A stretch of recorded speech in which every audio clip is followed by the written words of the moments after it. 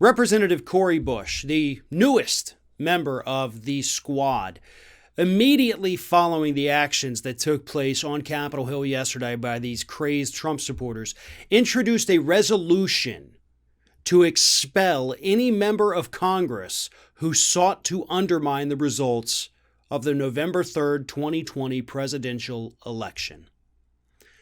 This was, without a doubt, the absolute best response to the riots that took place on Capitol Hill.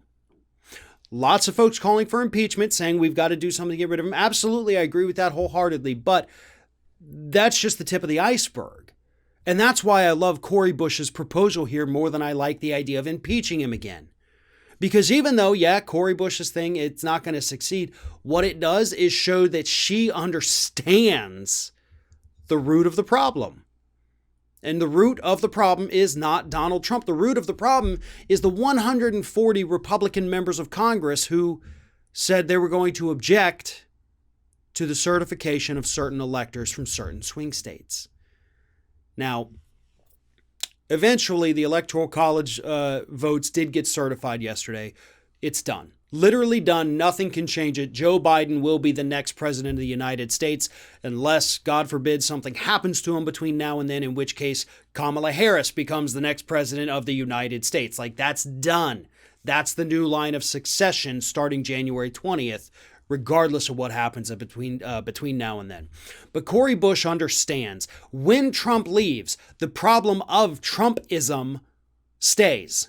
And it stays with those 140 members of Congress who said, I know there's no evidence. I know this is a lie, but by God, screw it. I'm going to do it anyway.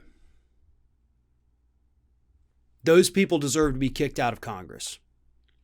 And for the record, as we have discussed in the past, yes, they do in fact have the authority to kick members out of Congress.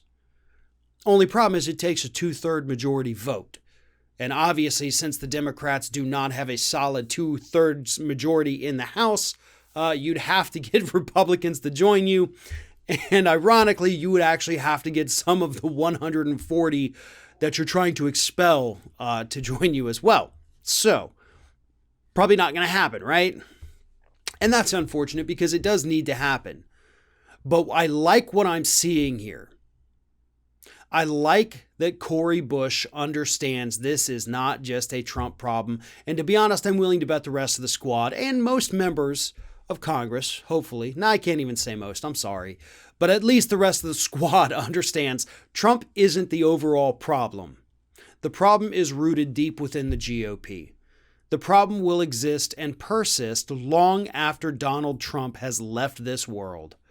And until we expel those members, whether expelling them in Congress or expelling them at the voting booth, Trumpism is going to continue to live and survive and evolve. And that might be the scariest part of it.